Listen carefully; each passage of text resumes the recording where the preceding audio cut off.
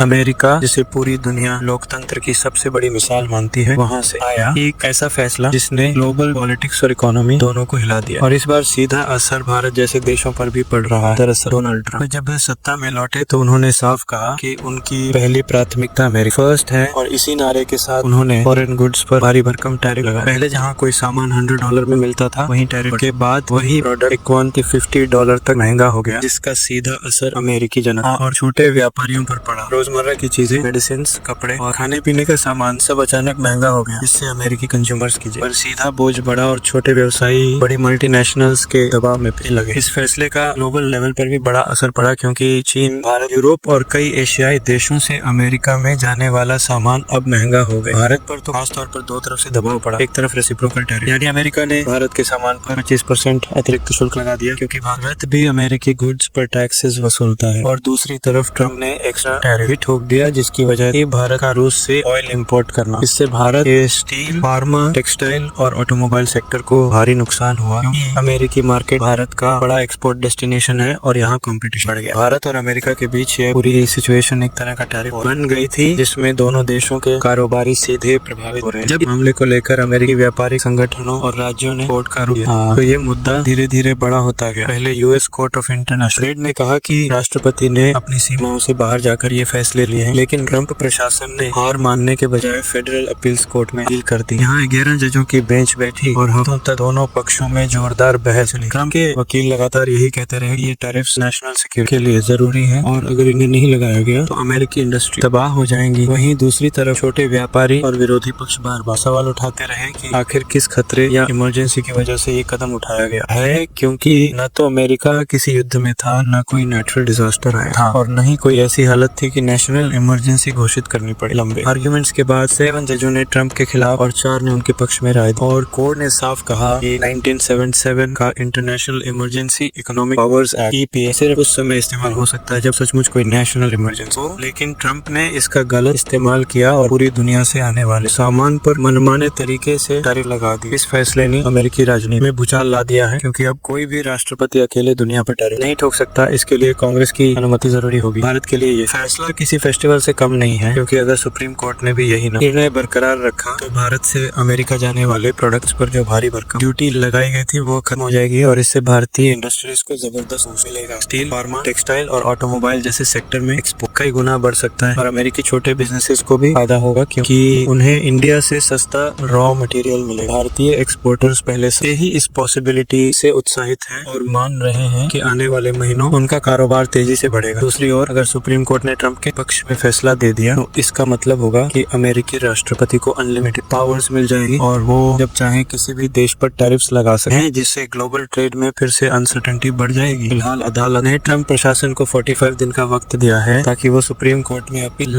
कर सके, और अगर वहाँ भी यही वर्डिक्ट बरकरार रहा तो ट्रंप प्रशासन को जुलाई 2025 तक जनता और कंपनियों से करीब $69 बिलियन वापस करने होंगे, जो अमेरिकी इकोनॉमी के लिए एक बड़ा झटका होगा। इस पूरे मामले में भारत को एक डिप्लोमेटिक जीत भी मिली है, क्योंकि बिना किसी सीधे टकराव के अमेरिका अदालत का फैसला अप्रत्यक्ष रूप से भारत के पक्ष में जा रहा है। भारत और चीन दोनों पर ट्रंप की टैरिफ पॉलिसी का असर पड़ा था, और अब दोनों देशों के बीच कोऑपरेशन बढ़ने की संभावना भी दिख रही है। सोचिए, अगर एशिया की 2 सबसे बड़ी इकोनॉमी आपसी सहयोग की तरफ बढ़ती हैं, तो इसका असर पूरे ग्लोबल मार्केट पर पड़ेगा, और अमेरिका के लिए ये एक बड़ी डिप्लोमेटिक हार। इसलिए मामला सिर्फ टैरिफ तक सीमित नहीं है, यह लोकतंत्र, जनता के अधिकार और राष्ट्रपति की शक्तियों की असली परीक्षा बन चुका है। दोस्तों, ये थी अमेरिका और भारत की बड़ी टैरिफ वॉर स्टोरी, जिसका असर पूरे ग्लोबल ट्रेड पर पड़ने वाला है। अगर आपको ये वीडियो जानकारीपूर्ण लगी तो इसे लाइक और शेयर जरूर करें, और ऐसे ही अपडेट्स पाने के लिए चैनल को सब्सक्राइब करना मत भूलिए।